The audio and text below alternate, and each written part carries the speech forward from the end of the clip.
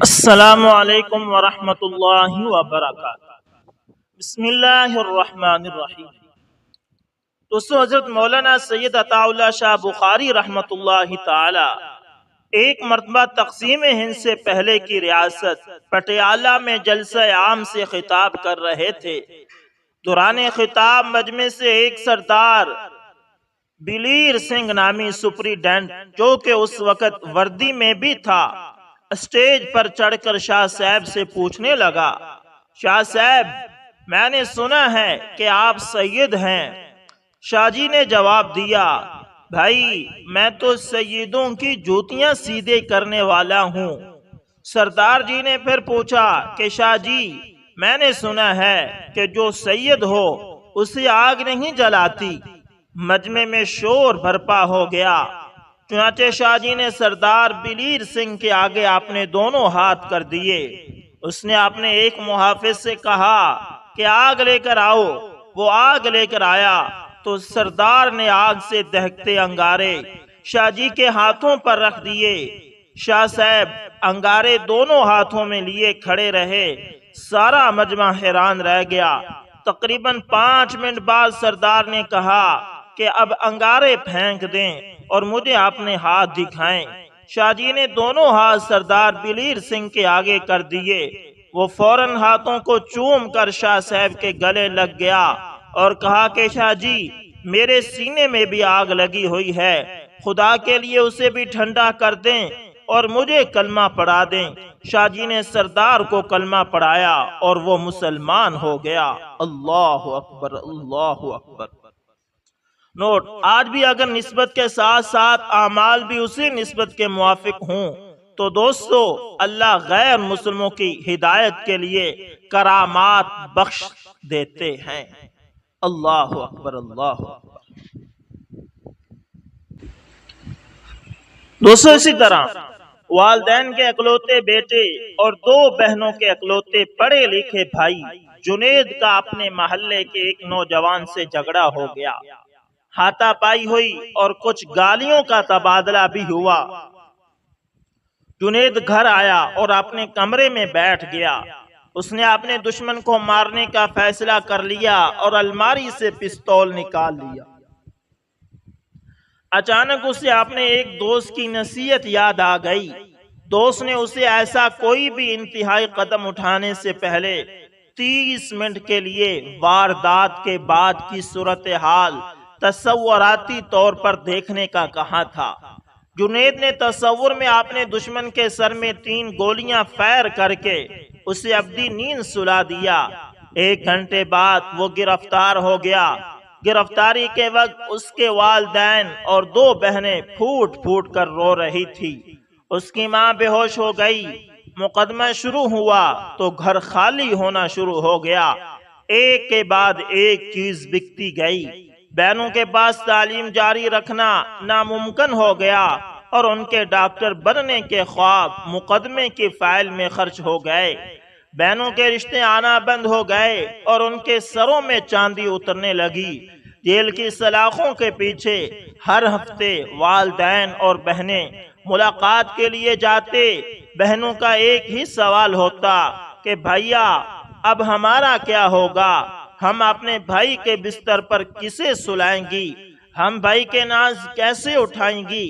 بھائی کے پاس کوئی جواب نہیں ہوتا۔ فیصلے کا دن آیا اور جنید کو سزائے موت ہو گئی۔ سزائے موت کی تاریخ مقرر ہو گئی۔ 225 منٹ گزر چکے تھے اور جنید کے جسم پر لرزہ طاری ہو چکا تھا۔ جیل میں وہ اپنی موت کے قدم گن رہا تھا اور گھر میں والدین اور بہنیں اپنے کرب اور اذیت کی جہنم میں جھلس رہی تھی۔ جنید کی آنکھوں پر کالی پٹیاں باندھ دی گئی اور اسے پھانسی گھاٹ کی طرف لے جایا گیا۔ 29 منٹ ہو چکے تھے۔ پھانسی گھاٹ پر پیر رکھتے ہی 30 منٹ پورے ہو گئے۔ جنید پسینہ پسینی ہو چکا تھا۔ اس کے جسم میں کپ کپی تاری تھی۔ اس نے پستول واپس الماری میں رکھ دیا۔ اس نے میز سے اپنی بہنوں کی 2 کتابیں اٹھائی اور بہنوں کے پاس گیا۔ بہنوں کو مخاطب کرتے ہوئے کہا کہ میری پیاری بہنوں، تمہارے پڑھنے کا وقت ہو گیا ہے۔ خوب دل لگا کر پڑھو۔ کیونکہ تمہیں ڈاکٹر بننا ہے۔ چند ماہ بعد جنید ایک اچھی پوسٹ پر ملازم ہو گیا۔ جنید کی دونوں بہنیں ڈاکٹر بن گئی۔ وہ ایک کامیاب اور بھرپور زندگی گزار رہے ہیں۔ 29 منٹ کی تصوراتی واردات اور 30 منٹ کے مقدمے کی کارروائی نے ایک پورے گھر کو اجڑنے سے بچا لیا۔ آپ اپنی زندگی میں دوستو یہ 30 منٹ اپنے لیے ضرور بچا کے رکھیے گا۔ یہ 30 منٹ کی تصوراتی اذیت آپ کو زندگی بھر کی اذیت سے بچا سکتی ہے۔ اللہ اکبر، اللہ اکبر۔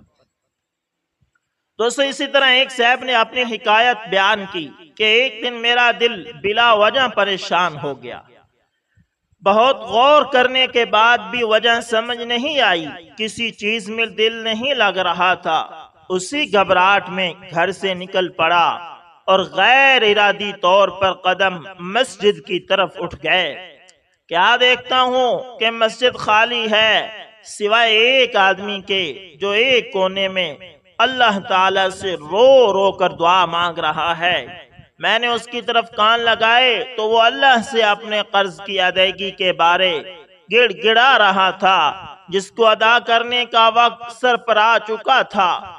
میں اس کے پاس گیا اور حالات معلوم کیے تو اس کا قرض چند ہزار سے اوپر نہ تھا۔ میں نے فوری طور پر جیب سے پیسے نکال کر اس کے ہاتھ پر رکھے، جو اس نے بہتے آنسوں کے ساتھ قبول کر لیے۔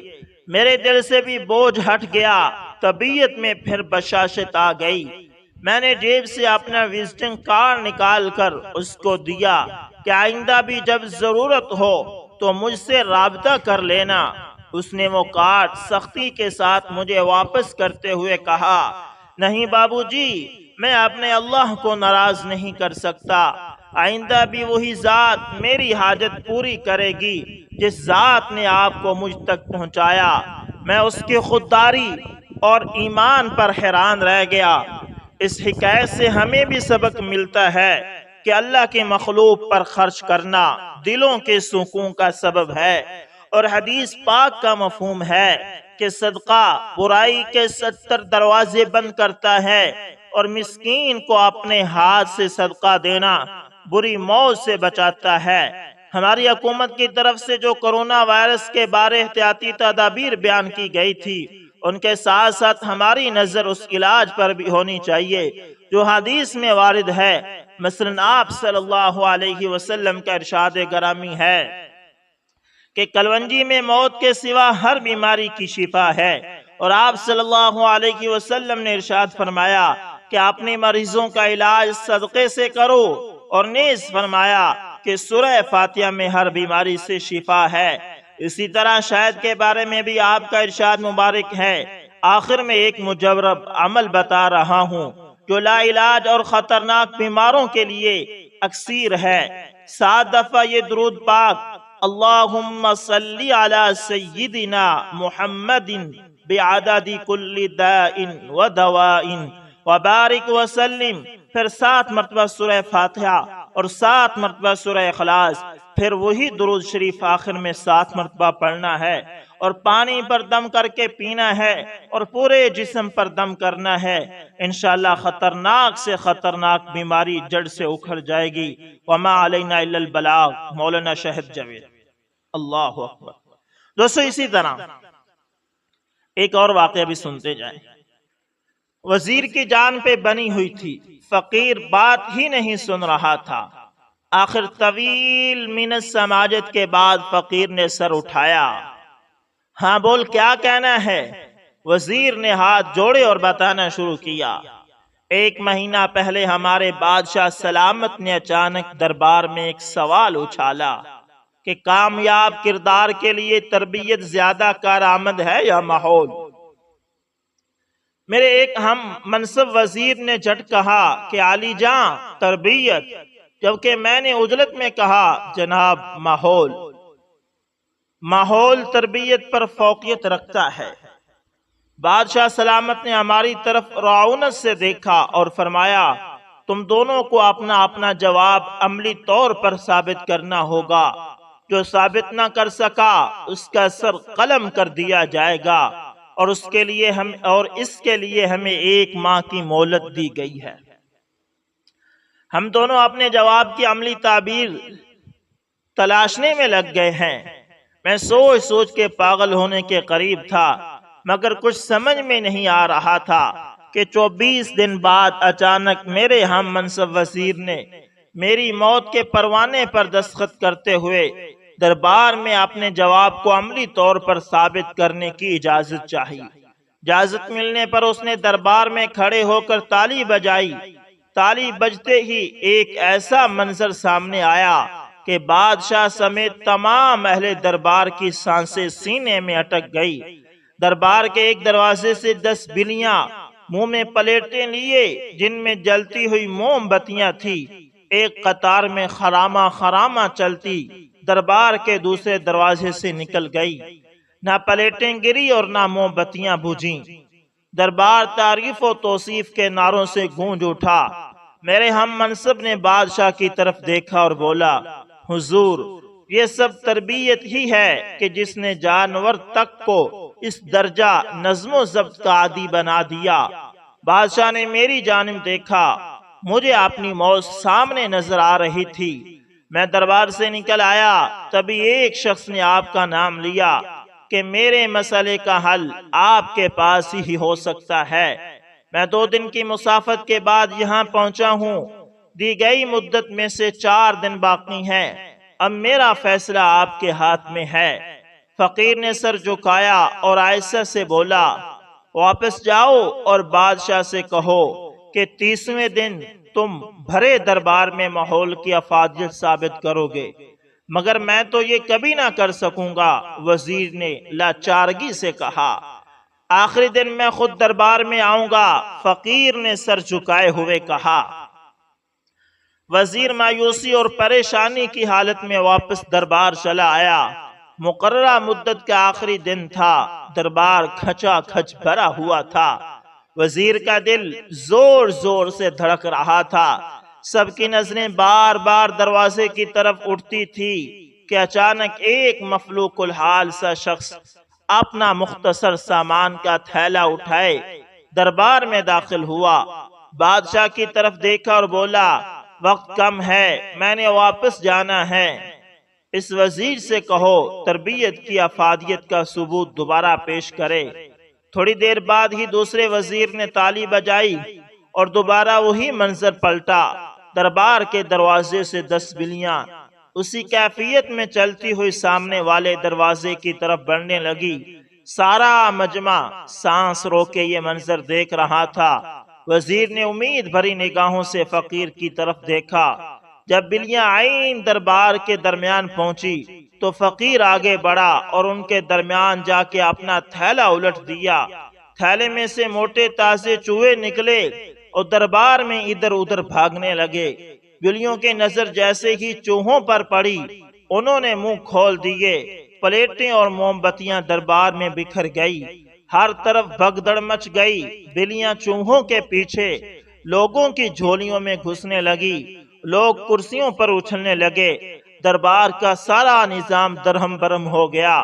فقیر نے بادشاہ کی طرف دیکھا، بولا، آپ کسی جنس کی جیسی بھی اچھی تربیت کر لیں، اگر اس کے ساتھ اسے اچھا ماحول فراہم نہیں کریں گے تو تربیت کہیں نہ کہیں اپنا اثر کھو دے گی۔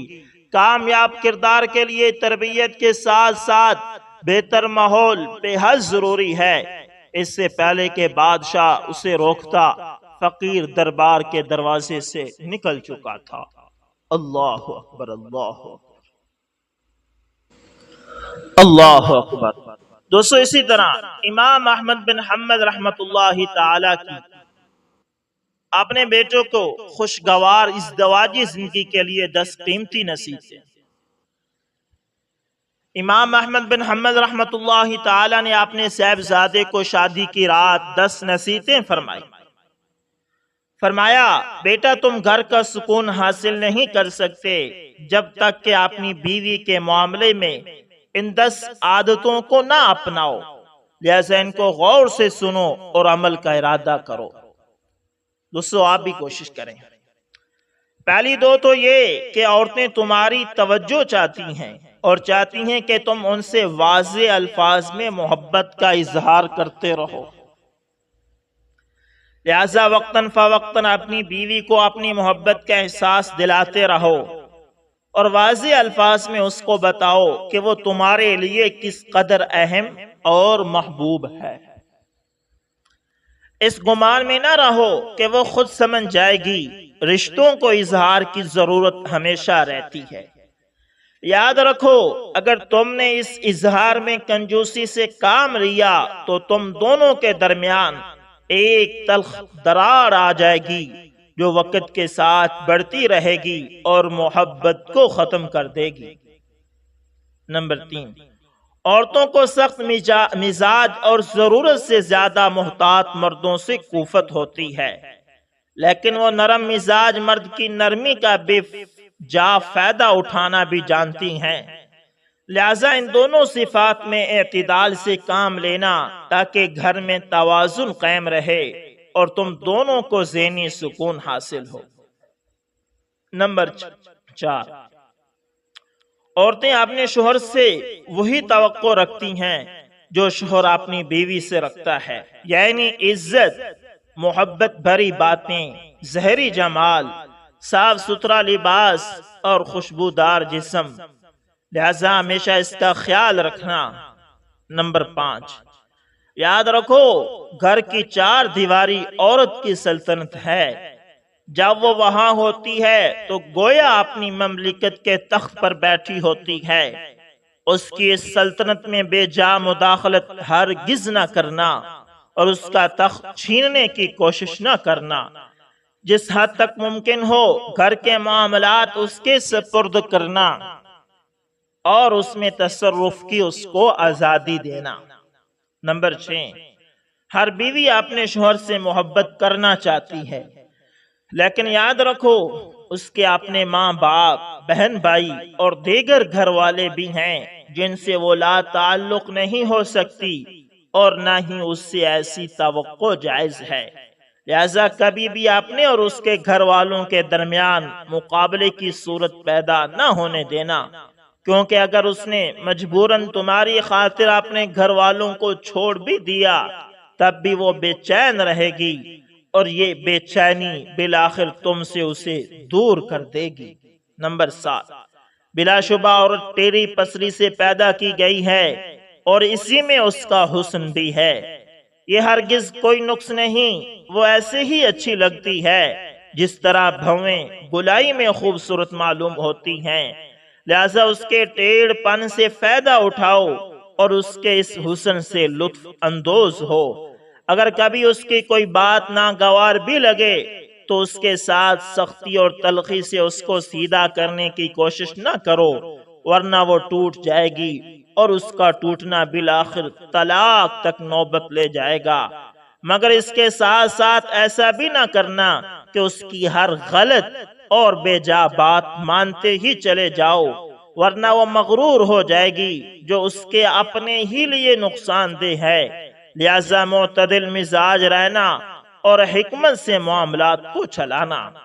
نمبر 8، شوہر کی ناقدری اور ناشکری اکثر عورتوں کی فطرت میں ہوتی ہے، اگر ساری عمر بھی اس پر نوازشیں کرتے رہو لیکن کبھی کوئی کمی رہ گئی تو وہ یہی کہے گی کہ تم نے میری کون سی بات سنی ہے، آج تک تم نے کچھ بھی میرے لیے نہیں کیا، لہذا اس کی اس فطرت سے زیادہ پریشان مت ہونا اور نہ ہی اس کی وجہ سے نہ ہی اس بات کی وجہ سے اس سے محبت میں کمی کرنا۔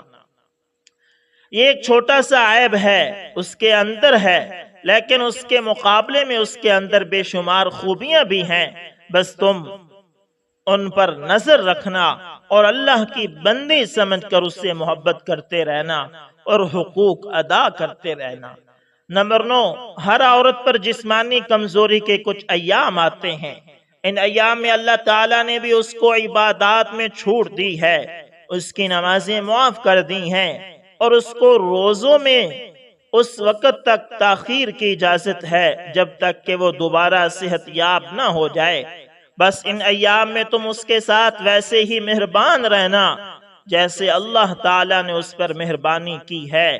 جس طرح اللہ نے اس پر سے عبادت ہٹا لی، ویسے ہی تم بھی ان ایام میں اس کی کمزوری کا لحاظ رکھتے ہوئے اس کی ذمہ داریوں میں کمی کر دو، اس کے کام کاج میں مدد کر دو اور اس کے لیے سہولت پیدا کرو۔